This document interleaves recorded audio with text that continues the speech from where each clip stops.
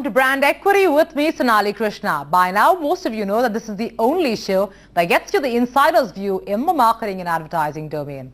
So without wasting any more time, let's take a look at what's lined up for you in the next 30 minutes. Now, the summer heat is beginning to catch on and cola companies are gearing up for yet another bumper season. While the consistent #1 player in the cola category is looking at another action-packed year. Priyanka Pradhan tracks the cola war to see how India's largest selling brand has managed to stay on top. Bet you can't tell the difference between these cola brands by just looking at them, right? Well, in one of these glasses lies the category leader who has retained its position for the past 33 years, beating competition from multinational bigwigs in the cola war.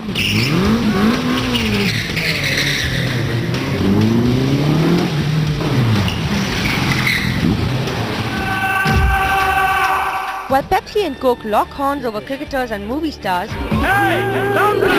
Thumbs Up, the Desi cola brand which was acquired by Coca-Cola Company in 1993, remains the favorite aerated beverage for Indians till date. The IRS data for 2009 shows penetration is highest amongst males throughout India, particularly in the 40 to 49 age group. Thumbs Up's penetration is highest in rural India and also shows a visible lead in states like Andhra Pradesh, Maharashtra and Orissa vis-a-vis other cola brands. The overall penetration for Thumbs Up is the highest amongst cola brands, followed closely by Pepsi and then Coca-Cola. Thumbs Up has a very distinct taste which is spicy and has an Indian touch to it. On top of that, what we have done is the positioning of Thumbs Up, which is positioned as a masculine taste, a masculine drink, actually complements this taste very well. So it has a strong biting taste, and on top of it the positioning of the brand is a masculine brand. So the two go hand in hand. So the brand is, or rather the brand is projected as what it actually tastes like and feels like. Desi Cola first fought off rivals throughout the 80s. But even after the market was reopened to multinationals in the 90s, Thumbs Up stayed on top, despite massive attempts by Pepsi and later Coke to dethrone the Desi brand. Cut to 2010, the Maha Cola, as it was aptly called, continues to take the fizz out of its competitors. Thumbs Up was first distributing the product all over India. Then when Coke took over Thumbs Up, in my view, the first fundamental mistake they made was to try and kill Thumbs Up. So they didn't pay any attention, they didn't advertise the product because they felt Coke could take over the entire volume of Thumbs Up.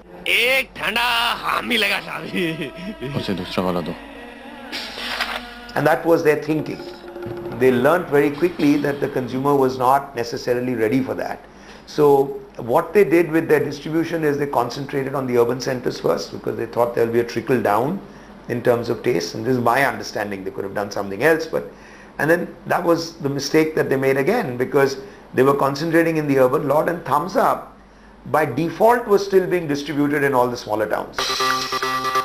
With a sharp focus on the older post-teen age group, Thumbs Up is concentrating on enhancing its distribution network in its mainstay, rural India and tier 3 and 4 towns.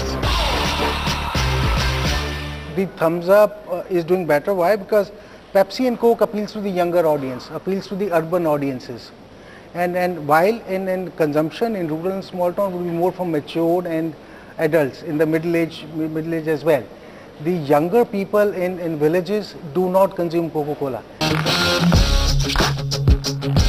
Apart from its distinct taste which appeals to the Indian palate, the communication has been key to the success. Despite the fact that there were almost no advertisements for Thumbs Up for a long time, the consistent and core positioning of the brand stayed with the Indian consumer. Now, Thumbs Up historically, and I'm going back to the first bungee jump commercial, which is probably in the, I don't know, maybe the middle 80s. It showed a guy who is not willing to accept anything else.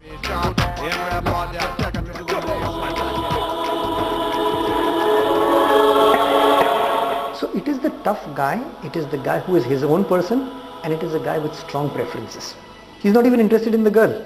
Now, against that, if you have to win, you have to put up an equally compelling argument which says this is what I am. And there I think both Coca-Cola and Pepsi have changed their style far too many times. Just look at the lines. My Pepsi, my way. Pepsi had nothing official about it. Then it had Ye Dil Mange More. Then it had something else. Then it had Yangistan.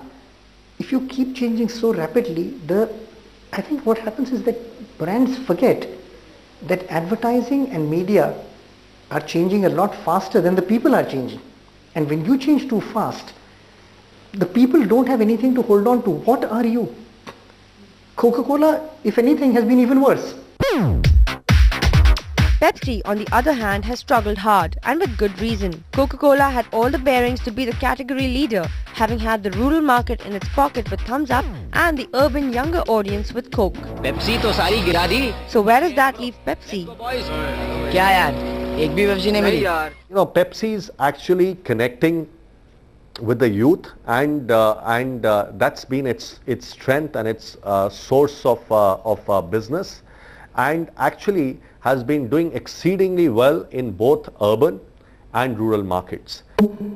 While the stronghold of Thums Up clearly benefits the market share of the Coca-Cola company in India, when it comes to standalone brands as such, it looks like the traditional Coke versus Pepsi battle is replaced by a close fight between Pepsi and Thums Up in India.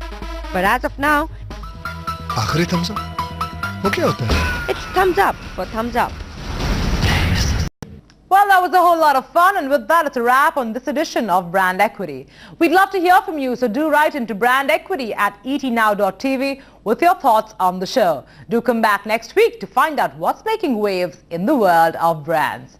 Until next week, ciao ciao.